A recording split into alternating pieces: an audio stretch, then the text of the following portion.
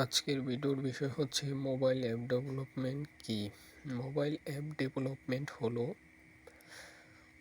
Mobile ডিভাইসের জন্য application তৈরি করার প্রক্রিয়া।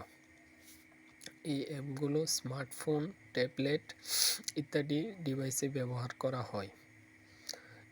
এটি একটি সফটওয়্যার ডেভেলপমেন্ট প্রক্রিয়া যা মোবাইলের সফটওয়্যার অনুযায়ী অ্যাপ বানাতে হয়। যেমন মোবাইল অ্যাপ ডেভেলপমেন্টের মূল প্ল্যাটফর্ম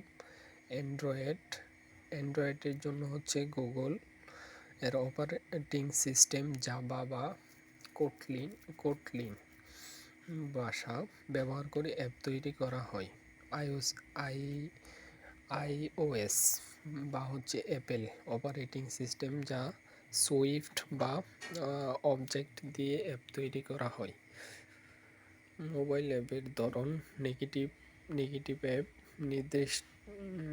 নির্দিষ্ট অপারেটিং সিস্টেমের জন্য তৈরি করা, অ্যান্ড্রয়েডের জন্য আলাদা, আইওএসের জন্য আলাদা, পারফরমেন্স ভালো হয়। হাইব্রিড অ্যাপ একবার তৈরি করে উভয়